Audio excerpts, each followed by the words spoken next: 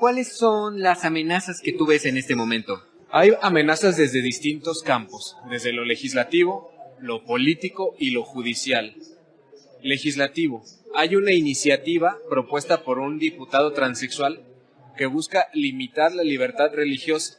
Él propone modificar la ley del culto para que los discursos emitidos por los líderes religiosos, sacerdotes y pastores no se encuadren en lo que él cataloga un discurso de odio. Él también pretende, dentro de las anexidades, modificar incluso hasta la Biblia, los textos sagrados, precisamente para que no se discrimine lo que bajo a su percepción es discurso de odio. Y eso es grave porque limita de manera flagrante la libertad de culto y religiosa. Desde lo ejecutivo encontramos que Andrés Manuel López Obrador está proponiendo la limitación del ejercicio del instituto que en su momento le otorgó a él el triunfo como presidente, que es el INE. Y eso, a la larga, podría cimentar la instauración de un régimen político en nuestro país. Y también está el tema a través de la Suprema Corte de Justicia, que de manera arbitraria han atraído ciertos casos para poder limitar el culto público. Uno de ellos, y el más emblemático, es la eliminación de la puesta de nacimientos en espacios públicos, que esto es un ataque frontal contra la Iglesia Católica.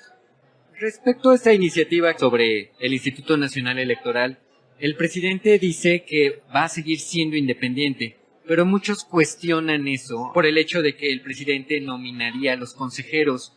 ¿Cuáles son los retos o cuáles son los peligros que podría poner esta reforma a la democracia en el país? Va a ser igual de independiente como es la Suprema Corte de Justicia en la actualidad, lo cual es una gran falacia, porque es una corte servil al régimen. Indudablemente, si el presidente mete mano en un instituto que ahorita es autónomo, a la larga, el más grave peligro es que no va a haber legitimidad en las elecciones. Ya lo vimos en casos como en Venezuela o en otros países donde se han modificado los sistemas electorales. Hoy se viven grandes persecuciones a las libertades políticas y fundamentales de esos países. Entonces, es grave lo que se pretende instaurar en nuestro país, pero sobre todo la retórica tan populista que ha manejado el presidente para convencer a propios y extraños. Hace una semana, más de 1 millón de mexicanos se manifestaron en desacuerdo a la propuesta del presidente. ¿Y sabes cuál es su respuesta? Su respuesta es convocar a una marcha encabezada por él. ¿Y esto qué significa? Por lo menos desde el punto de vista de un análisis político simplista, una derrota a lo que él está proponiendo. ¿Por qué? Porque se dio cuenta que su discurso convence a unos cuantos, pero no al común de los mexicanos.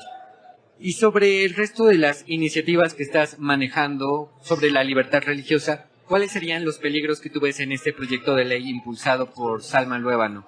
Mira, el tema de Salma Luébano, sin duda alguna, es una agenda política que él está tratando de impulsar para posicionarse y ganar réditos. Difícilmente va a pasar porque no lo vamos a permitir. Ya presentamos una serie de recursos para hacer valer la libertad de culto y religioso en nuestro país. Ya les dieron entrada y esperamos a que las tramiten en su profundidad y entonces entraremos al litigio estratégico. En torno al tema de la Corte es muchísimo más delicado, porque la Corte se cree intocable. La Corte ha emitido criterios incluso violentando los derechos humanos de los mexicanos. Y creemos que las resoluciones que en un futuro emita la Corte evidentemente van a ser tendientes a limitar la libertad de culto y de religión.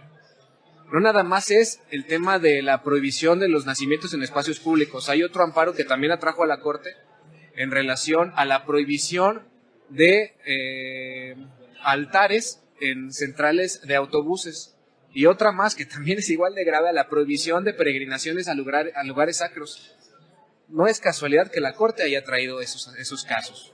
Entonces, sí hay un peligro grave e inminente para la libertad religiosa en nuestro país.